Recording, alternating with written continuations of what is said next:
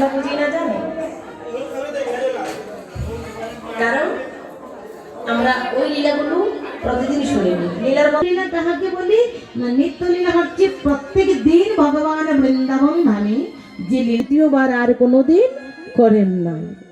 তো আমরা এই আজকের যে লীলা শ্রী শ্রী রাধা গোবিন্দের অষ্টকালীন লীলা কীর্তন, তো এই নিত্য লীলাও আছে এটার মধ্যে, কিন্তু যেটা মধ্যাহ্ন লীলা যেটা সুবল লীলা, এটা কিন্তু নিত্য লীলার মধ্যে না, নৈতিক লীলা। হঠাৎ করে একদিন ভগবান সুবলে বেশি, রাধারানী সুবলের বেশি ভগবানের সঙ্গে মিলিত হয়েছিলেন, সেজন্য নামটা হচ্ছে সুবল মিলন। আর সূর্য পূজা যে লীলাটা সেটা কিন্তু নিত্য লীলা। প্রত্যেক দিনই রাধারানী সূর্য পূজার চল করে, মানে ভানু পূজার চল করি কানু পূজা করেছিলেন। নিত্য পূজা আমরা প্রত্যেক দিন দিই যেমন ভাবি, ঠিক রাধারানী প্রতিদিনই এই পূজাটা করেছিলেন। তো যেটা প্রত্যেক দিন করা হয়, যে লীলাগুলো প্রত্যেক দিন করেছিলেন সেটা হচ্ছে নিত্য লীলা, আর হঠাৎ করে যে লীলাগুলো করলেন সেটা হলো নৈতিক লীলা। তো এবার আমরা আস্বাদন করবো রাধা গোবিন্দ লীলা মধ্যাহ্ন লীলা সুবল মিলন। তো এতে অবশ্যই বলভ্রান্তি হবে। আপনারা সাধুগুরু বৈষ্ণব যদি আপনারা নিজ গুণে কৃপা করে করুণা করে আমাকে সেই বৈষ্ণব অপরাধ থেকে ক্ষমা করেন, তবেই ক্ষমা পাওয়া সম্ভব, নতুবা কখনো সম্ভব নয়।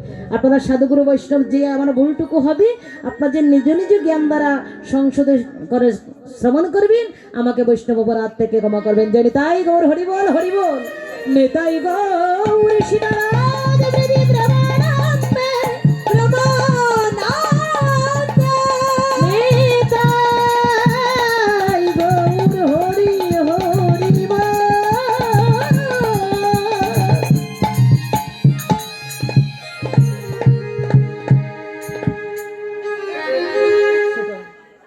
প্রত্যেকটা লীলার পূর্বেই আমরা গৌর লীলা আস্বাদন করি। কেন? কারণ গৌর হরি যদি কৃপা করে নদিয়া নবদ্বীপের বুকে না আসতেন, তাহলে অপ্রাকৃত বৃন্দাবনে রাধা গোবিন্দের মধুর লীলা আমরা আস্বাদন করতে পারতাম না।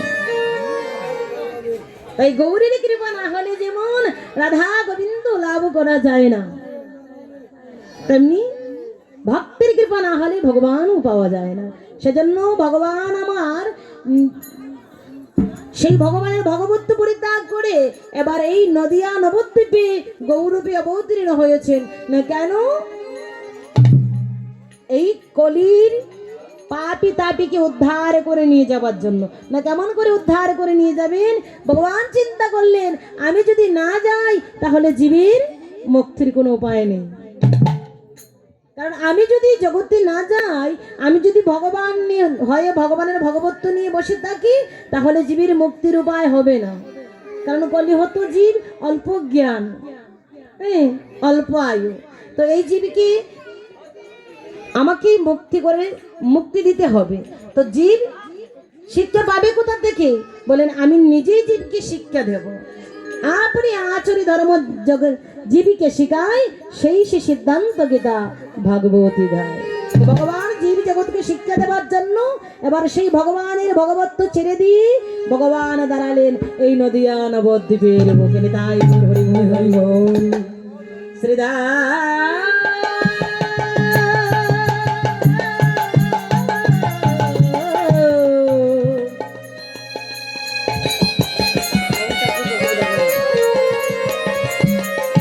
নদিয়া নবদ্বীপে।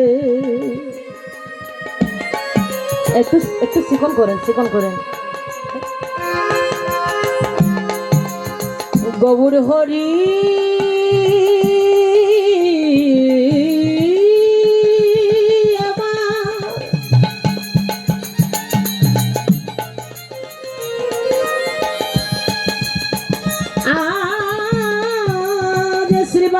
সঙ্গন মাঝে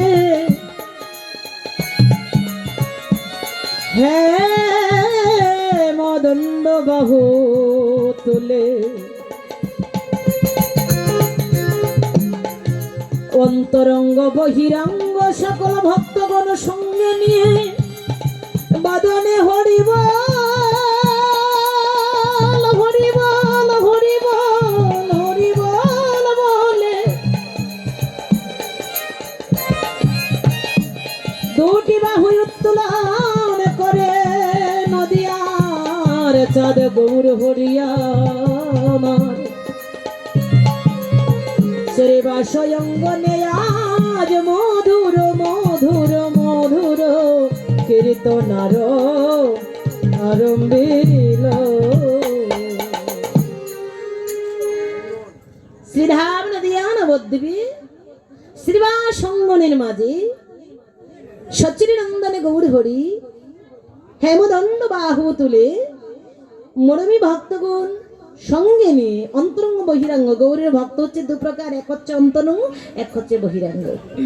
অন্তরঙ্গ কারা না, যারা গৌরের অন্তরের কথাগুলো, হৃদয়ের কথাগুলো না বলে, গৌর তাকে বলতে হয় না, মানে গৌরের বদনের দিকে তাকালে যারা মরমী ভক্ত তারা বুঝতে পারে যে গৌরের হৃদয়ের মাঝে কি খেলা করছে, তারা হচ্ছে অন্তরের ভক্ত। আর বহিরাঙ্গ ভক্ত কারা না, যাদেরকে সঙ্গে নিয়ে প্রভু কীর্তন করেন, নেচে গেয়ে খেলে বেড়ান। আজ দু প্রকার ভক্ত নিয়েই প্রভু আমার শ্রীবাস অঙ্গনে বাহু উত্তোলন করে হরিনাম সংকীর্তন আরম্ভ করলেন। তো কীর্তনে যখন গৌর হরি নৃত্য করছেন, নদিয়া নবদ্বীপের কোনো এক বৈষ্ণব কবি আমার গৌরী নৃত্য দর্শন করে বললেন, দেখো দেখো ওরে নাচে রে গৌরাঙ্গ, নাচে রে গৌরাঙ্গ আহার, নাচে রে গৌরাঙ্গ নাচে রে গৌরাঙ্গ, নাচে সংকীর্তন মাঝে, নাচে রে গৌরাঙ্গ সংকীর্তন মাঝে। আর ভক্তগণ সঙ্গে নাচে, ভক্তগণ সঙ্গে নাচে, ভক্তগণ সঙ্গে নাচে, ভক্তগণ সঙ্গে না। দেখো কল করো তাল বাজে, নাচে রে গৌরাঙ্গ সংকীর্তন মাঝে, নাচে রে গৌরাঙ্গ আমার গৌরাঙ্গ, নাচে রে গৌরাঙ্গ, নাচে রে গৌরাঙ্গ, নাচে রে গৌরাঙ্গ, নাচে রে হেমদণ্ড বাহু তুলে গৌরাঙ্গ নাচে রে, হেমদণ্ড বাহু তুলে গৌরাঙ্গ নাচে রে, হেমদণ্ড বাহু তুলে গৌরাঙ্গ নাচে রে, হেমদণ্ড বাহু তুলে হরি হরি হরি বলে, হেমদণ্ড বাহু তুলে হরি হরি হরি বলে, হেমদণ্ড বাহু তুলে হরি হরি হরি বলে, হেমদণ্ড বাহু তুলে আমার গৌরাঙ্গ নাচে রে, নাচে রে আমার গৌরাঙ্গ নাচে রে, গৌরাঙ্গ নাচে রে।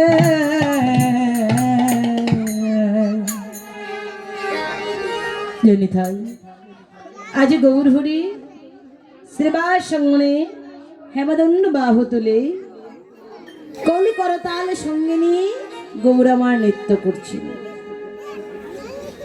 কল করতাল নিয়ে গৌর যখন নৃত্য করছেন কেমন ভাবি না, দুটি বাহু উত্তোলন করি, করে তালি দিই, কর শব্দটা হচ্ছে হাত, হাতে তালি দিচ্ছেন, বদনের নাম নিচ্ছেন। তো হাতে তালি দিয়ে যদি কেউ কৃষ্ণ নাম করে তাহলে কি হয় বলে, দেখবেন যদি কোনো বৃক্ষে কোকিল বসে তাহলে বৃক্ষের নিচে গিয়ে যদি কেউ জুড়ি জুড়ি করতালি দেয় তাহলে বৃক্ষ হতে কোকিল উড়ে যায়। তেমনিভাবে মানবের দেহটা হচ্ছে একটা বৃক্ষ স্বরূপ।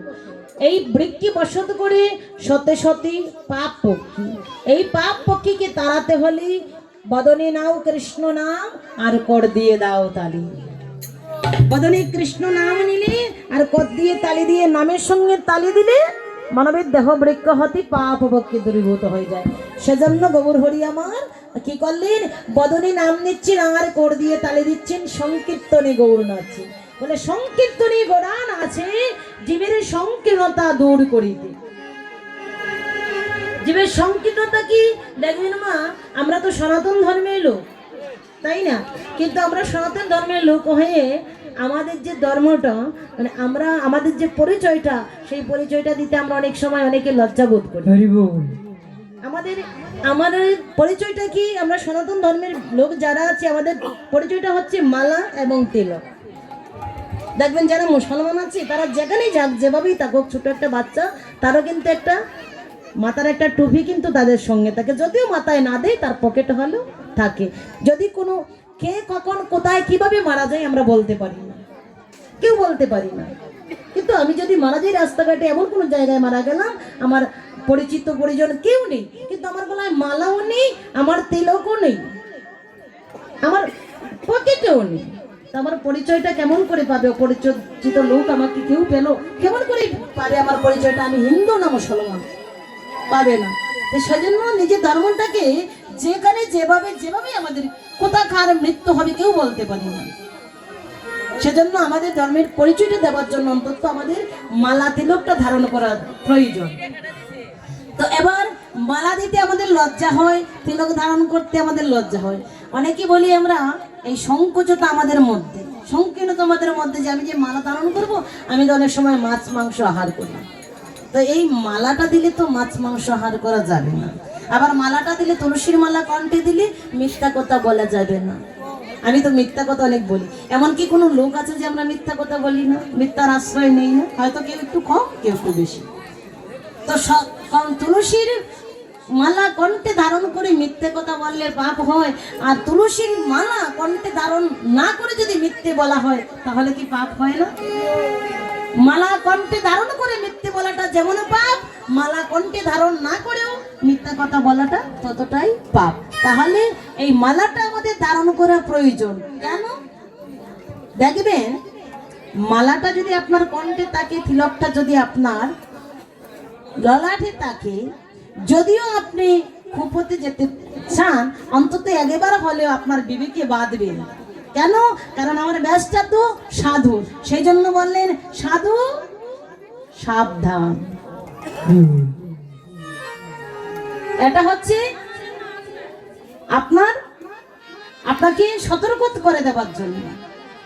সেজন্য তুলসী কাষ্ঠ যদি আমাদের কণ্ঠে থাকে, কোনোদিন আপনার মাথায় বজ্রাঘাত হবে না।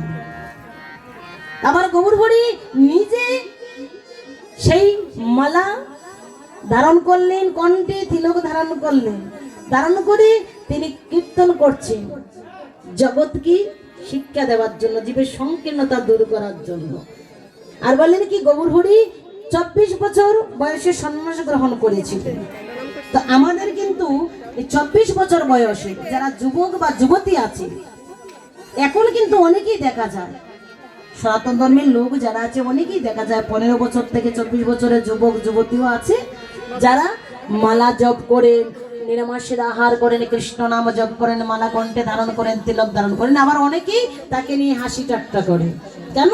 যে এখন তো তোর এই বয়স নয়, ভজনের বয়স তোর এখন নয়, ভজনের বয়স সামনের দিকে আছে। কখন? আগে সংসার করে নে, সংসার করে নে, বিষ করে নেই, তারপর সংসার হয়ে গেলে, ছেলে পেলে হয়ে গেলে, ধীরে ধীরে ওরা যখন বড় হয়ে যাবে, বয়স হয়ে যাবে, তখন এই ভজনের সময়। কিন্তু না মা, ভজনের সময়টাই হচ্ছে আমাদের শিশুকাল থেকে যৌবনকাল। কিন্তু শিশুকাল থেকে যৌবনকালে আমরা ভজন করতে গিয়ে আমাদের বাধা সৃষ্টি হয় যে এই সময়ে ভজনের সময় নেই। এটা হচ্ছে আমাদের সংকীর্ণতা। প্রকৃত সময় এটাই, সকাল থেকে দুপুর পর্যন্ত ভজনের সময়। আর বিকাল হয়ে গেলে দিন কি হয়? আস্তে আস্তে সন্ধ্যা গড়িয়ে আসে। তো ঠিক তেমনি একটা দিনের দিন যেমন 3টে ভাগ, সকাল দুপুর সন্ধ্যা, ঠিক আমাদের মানব জীবনেরও 3টা ভাগ করা হয়েছে। সকাল হচ্ছে শিশুকাল, দুপুর হচ্ছে যৌবনকাল, আর মৃত্যুকাল হচ্ছে বিকাল বেলা। তো বিকাল বেলা ভজন হয় না, সন্ধ্যা গড়িয়ে আসে, চতুর্দিকে অন্ধকার হয়ে যায়। ঠিক মানবের যে এই যে জন্মটা সকাল থেকে যৌবনকাল পর্যন্ত আমাদের কৃষ্ণ ভজনের সময়। বিকালে যখন হয়ে যায় মাগো, ধীরে ধীরে এই দেহ অবশ হয়ে যায়, অচল হয়ে যায়। অচল দেহ নিয়ে আর কৃষ্ণ ভজন করার মতো শক্তি সামর্থ্য আমাদের থাকে না। তাই বললেন দেহ তাকিতে সবল হরে কৃষ্ণ বল, অবশ হইলে পারিবে না, অবশ হইলে দেহ আর গোবিন্দ ভজন হবে না। হরিবা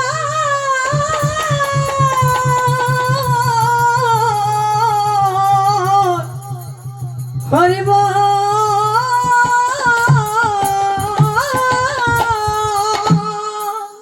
কারণ যৌবন কাল গড়িয়ে যখন বৃদ্ধকাল এসে যায়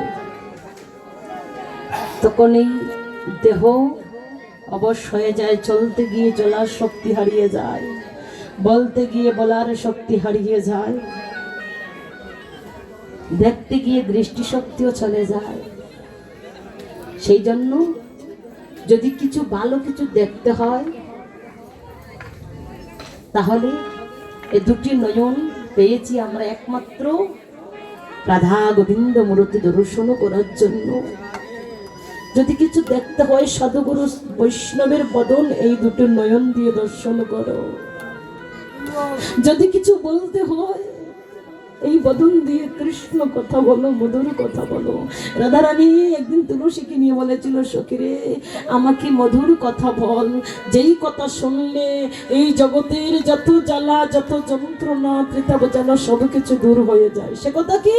বলে কৃষ্ণ কথা, বড়ই মধুর কথা, যে কথা শ্রবণে থাকে না হৃদয়ের ব্যথা। তো কৃষ্ণ কথা এই বদন দিয়ে বলো, কৃষ্ণ কথা বিনে আন কথা বলো না।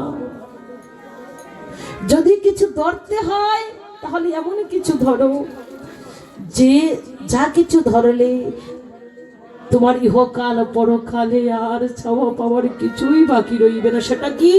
বলি ধরো ধরো বৈষ্ণবে ছড়া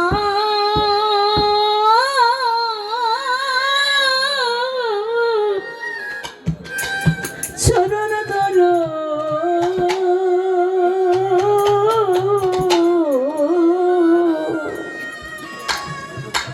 বলি ধরা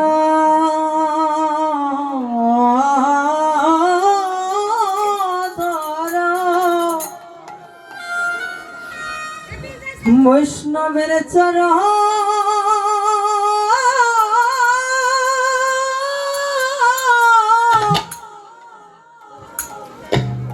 চরণ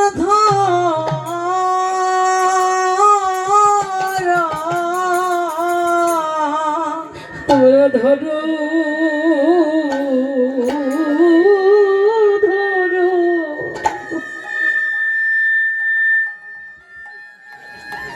বৈষ্ণব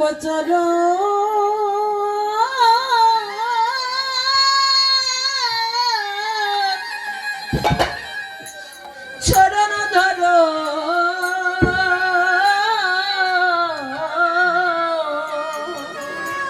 ভগো ধরা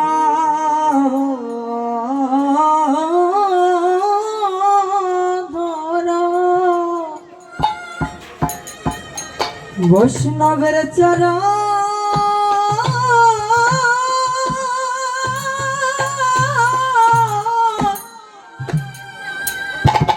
চরণ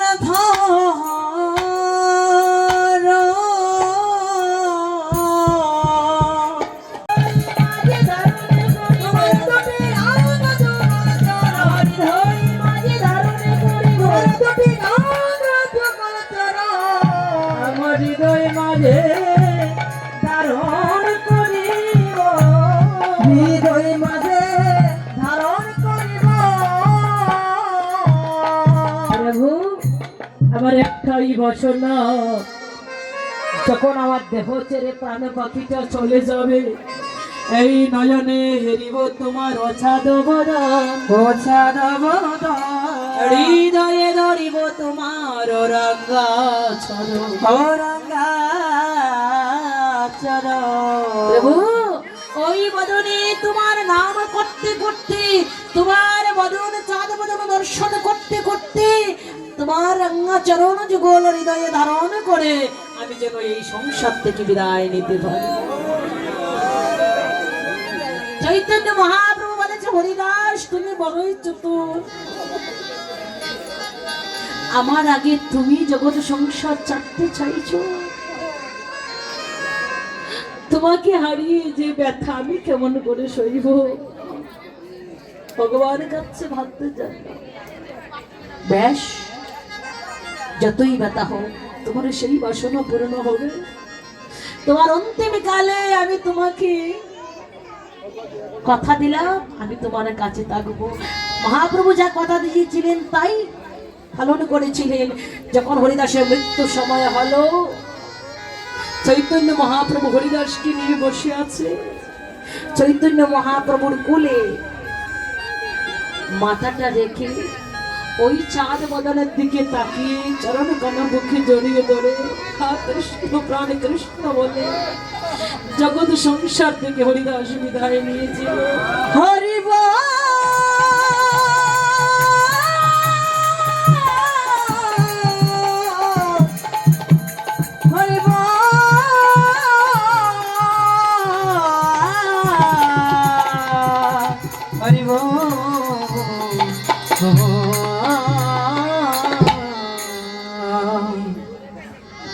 মহাপ্রভু আমার হরিদাসের শেষ কৃত্য কার্য আমার মহাপ্রভু করেছিল। তো দেখুন, এই জগৎ সংসারে যার সন্তান নেই, অন্তিম কালের জন্য সন্তান লাভ করে তো, কিন্তু যদি কেউ ভগবানকে সন্তান রূপে ভালোবাসতে পারে, পুত্র রূপে ভালোবাসতে পারে, সেই ভক্তের অন্তিম কৃতকার্য ভগবান নিজে পুত্র হয়ে তার অন্তিম কৃতকার্য করে দেয়। ওই জগৎ সংসারে যদি কিছু চাইতে হয়, ভগবানের কিছু চরণে কিছু চাও,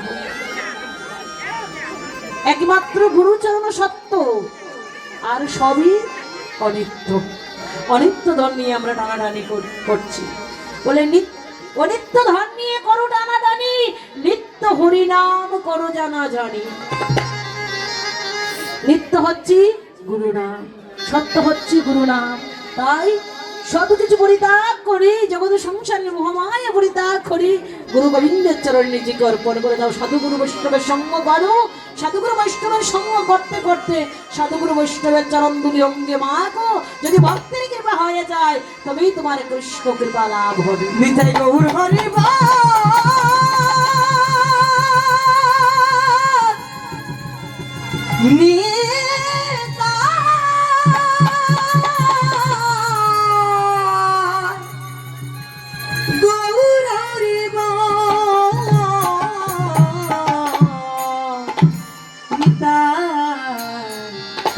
গৌর হরি হরি বলে, কৃষ্ণ কৃপা পেতে হলে, ভগবানের চরণ পেতে হলে আগে ভক্তের কৃপা পেতে হবে। বলে ভক্তের কৃপা পাবে কেমন করি? সাধুগুরু বৈষ্ণবের চরণ ধরায় গড়াগড়ি দাও। এই সোনার দেহটা, এই সোনার অঙ্গটাকে তুমি বৈষ্ণব চরণ ধরায় লোঠাও। লুটালে কি হবে? বলে লুটালে দুটো বস্তু পাবে। সেটা কি? কৃষ্ণ প্রেম এবং ভক্তি। যদি কৃষ্ণ প্রেম এবং ভক্তি কারো মধ্যে না থাকে, সে কোনোদিন কৃষ্ণ কৃপা লাভ করতে পারবে না। বলে ভক্তি যার, ভগবান তার, সর্বশাস্ত্রে কয় ভক্তি না তাকিলে কৃষ্ণ দেখিলেই বাকি হয়।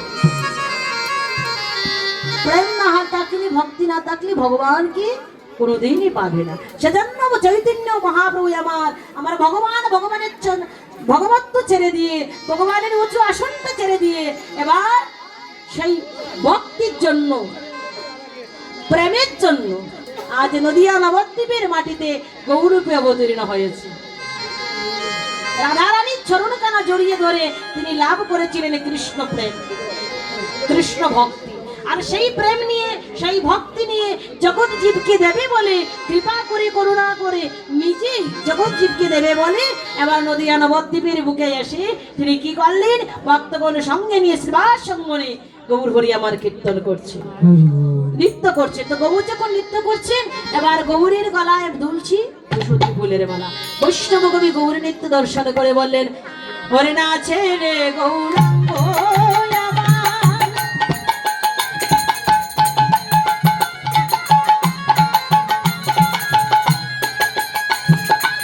নাচে সংকীর্তন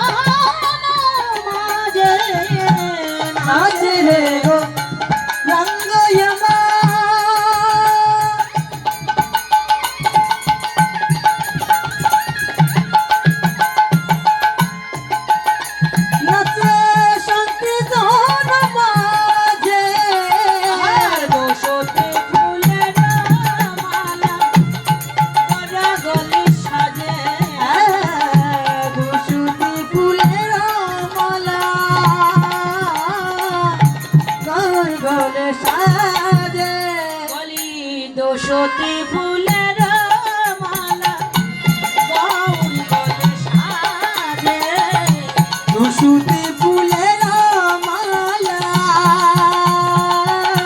গৌর গলে সাজে। দেখো যেমনি গলা তেমনি মালা, যেমনি গলা তেমনি মালা, আর যেমনি গলা তেমনি মালা, যেমনি গলা তেমনি মালা। সাজে দুশোতের গলায় দুশোতের মালা, যেমনি গলা তেমনি মালা। হরে কৃষ্ণ সাউন্ড। দুশোটির মালা যেমনি গলা তেমনি মালা, আহা দুশোতের গলে দুশোতের মালা, যেমনি গলা তেমনি মালা।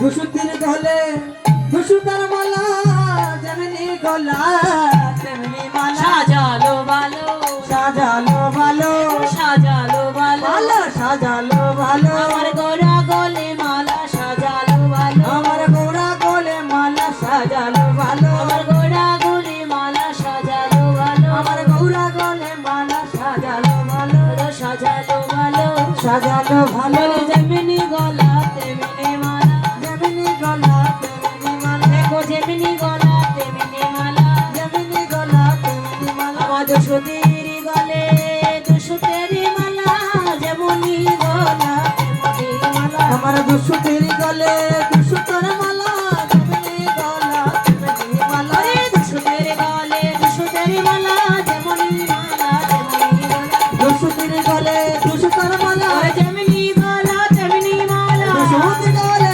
দুশোটার মালা, যেমনি মালা তেমনি গলা, দুশোটির গলে দুশোটার মালা, যেমনি গলা তেমনি মালা। যেমনি গলা তেমনি মালা। বলে যেমন গৌর দুশোতের মালাও তেমনি দুশোতে, তো যেমন গোড়া তেমনি তার মালা। তাহলে গৌরকে দুশোতি বললেন কেন না, দুশোতি বলে সম্বোধন করলেন কারণ এই যে গৌর দেখছেন ভগবান কৃষ্ণ, তাহলে কৃষ্ণের গায়ের রংটা কি ছিল? কালো। কিন্তু সেই গৌর এত সুন্দর তার অঙ্গকাম, সোনার বরণ। এই সোনার বরণটা গেল কোথায়? বলে এত কৃষ্ণ নয়, এই হচ্ছে রাধা, আর ভেতরে যিনি তিনি হলেন কৃষ্ণ। বলে দুজন এক হলো কেমন করে? বলে দুজন এক হলো কেমন করে জানো? বৃন্দাবনে যখন রাধা রানী হা কৃষ্ণ প্রাণে কৃষ্ণ বলে কাঁদে, কৃষ্ণ বললেন রাধে গো তুমি হা কৃষ্ণ প্রাণে কৃষ্ণ বলে কাঁদো, হা কৃষ্ণ প্রাণে কৃষ্ণ বলে ব্রজের ধুনায় গোড়াগুড়ি দাও, কিন্তু আমি কৃষ্ণ তো কাঁদতে পারি না। রাধা রানী বললেন কৃষ্ণ তুমি কাঁদতে পারবে না, কারণ তুমি জগৎকে কাঁদাতে পারো, তুমি কাঁদতে জানো না। বলে তুমি যদি হা কৃষ্ণ প্রাণে কৃষ্ণ বলে কাঁদতে পারো, আমি কেন কাঁদতে পারি না? বলে শোনো বধূ, বলে হা কৃষ্ণ প্রাণে কৃষ্ণ বলে কাঁদতে হলে দুটি বস্তুর প্রয়োজন। বলে যেটা আমার মাঝে আছে তোমার মাঝে নেই। যিনি বিশ্ব ব্রহ্মাণ্ডের অধিপতি, যিনি সর্বৈশ্বর্যের মালিক, ভগবান কি? ভগবান শব্দের অর্থ হচ্ছে, ভগ শব্দের অর্থ হচ্ছে ঐশ্বর্যবান, শব্দের অর্থ হচ্ছে অধিকারী। যিনি সর্ব ঐশ্বর্যের অধিকারী তিনি হচ্ছেন ভগবান। তো যিনি সর্ব ঐশ্বর্যের অধিকারী, যিনি ত্রিজগতের পতি, তো সেই ভগবানকে রাধারানী বললেন তুমি হতে পারো ভগবান, তুমি হতে পারো সর্বকলায় পরিপূর্ণ, তুমি হতে পারো সর্ব ঐশ্বর্যের মালিক, আমার মধ্যে যে বস্তু আছে তোমার মধ্যে তা নেই। সেটা কি? হ্যাঁ, ভগবান সৃষ্টিতে যখন সৃষ্টি শুরুতেই ভক্তের মধ্যে সেই বস্তুটি দিয়ে দিলেন, সেটা হচ্ছে কি? বলে প্রেম আর ভক্তি। প্রেম আর ভক্তি যদি কারো মধ্যে না থাকে, সে কোনোদিন কৃষ্ণ বলে কাঁদতে পারে না। তো রাধে এই প্রেম আমি পাবো কোথায়? বলে প্রভু বিধান তো একটাই। রাধারানী বলছে বিধান তো একটাই, মানে আইন তো একটাই, সবার জন্য সমান। হ্যাঁ, আইন সবার জন্য সমান, ধনী হোক আর গরিব হোক। তো রাধারানী বলেন বিধান তো একটাই, সেটা কি? তুমি ভগবান হতে পারো। বিধান তুমি নিজেই করে রেখেছো যে ভক্তি পেতে হলে ভক্তের চরণ আশ্রয় করো। তো আমাকে কি করতে হবে? বলে তোমাকে যদি সেই কৃষ্ণ প্রেমে পেতে হয় তাহলে ভক্তের চরণে আশ্রয় গ্রহণ করো। ভগবান কি বললেন? বলে ভক্তের চরণে আশ্রয় গ্রহণ করলে মিলবে প্রেম। বলে অবশ্যই। বলে ভগবান তুমি তো ভগবান, তুমি তো পারবে না কোনোদিন ভগবানের ভগবত্ব ছাড়তে। যদি কোনোদিন ভগবানের ভগবত্ব ছেড়ে দিয়ে, ভগবানের উঁচু আসনটা ছেড়ে দিয়ে যদি কোনোদিন ভক্তের এই আসনে এসে বসতে পারো, বসে ভক্তের চরণ জড়িয়ে ধরতে পারো, সেদিনে তুমি কৃষ্ণ প্রেম ভক্তি লাভ করতে পারবে। তো ভগবান চিন্তা করলেন তাহলে রাধারানী যে কথাটা বললো ওটা পরীক্ষা করতে হয়। কথাটা পরীক্ষা করার জন্য এবার চিন্তা করলেন যদি ভক্তের চরণ ধরতে হয়, এই বৃন্দাবনে রাধার চেয়ে বড় ভক্ত আর কেউ নয়। যদি চরণেই ধরতে হয়, রাধে আগে তোমার চরণটা ধরে দেখি। সঙ্গে সঙ্গে ভগবান আমার রাধারানীর চরণ কানা জড়িয়ে ধরেছে। ভগবান যেই না রাধারানীর চরণ কানা জড়িয়ে ধরেছেন, যে কৃষ্ণ সবাইকে কাঁদায়, ভগবানকে যারা ভালোবাসে তারা কাঁদে, জনম জনম কাঁদে, কিন্তু সেই ভগবান আজ রাধারানীর চরণ কানা জড়িয়ে ধরা মাত্রই নয়ন ধারায় ভগবাসী কাঁদছে। আর রাধারানীর চরণ কানা জড়িয়ে ধরে প্রতিজ্ঞা করলেন, রাধে তোমার চরণের স্পর্শ পেয়ে, তোমার কাছে যে বস্তু আমি পেয়েছি, আজ থেকে তুমি আমার গুরু, প্রেমের গুরু। তো তোমার চরণে আশ্রয় করলাম, তুমি কৃপা করে আমাকে ভিক্ষা দাও, আমাকে কৃষ্ণ ভক্তি ভিক্ষা দাও। বলে তুমি নিয়ে কি করবে? বলে কেন তুমি ব্রজে কেঁদেছ, হা কৃষ্ণ প্রাণ কৃষ্ণ বলে ব্রজে তুমি এই রাধারানী হয়ে, রাজার মেয়ে হয়ে ব্রজের দোলাই গড়া করে দিচ্ছ, রাজার মেয়ে হয়ে কাঙ্গালির মতো কেঁদেছ। তোমার ওই প্রেম নিয়ে, ভক্তি নিয়ে আমি কি করব জানো? আমি আজ থেকে প্রতিজ্ঞা করলাম তোমার চরণে আমি আর ভগবান থাকবো না, আমি আর ভগবানের উচ্চ আসনে থাকবো না। আমি ভগবানের উচ্চ আসনটা ছেড়ে দিয়ে, ভগবানের ভগবত্ব ছেড়ে দিয়ে আমি যাব তোমার সেই প্রেম ভক্তি নিয়ে, তিনহিনী কাঙ্গালের বেশে নদী আর নবদ্বীপে নিয়ে ঘরে ঘরে প্রেম প্রেম বিলাইব,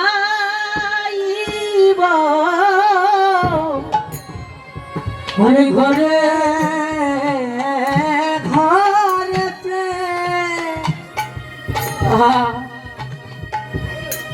প্রেম বিলাইব। রাধে গো ঘরে ঘরে ঘরে প্রেম প্রেম বিলাইব, ঘরে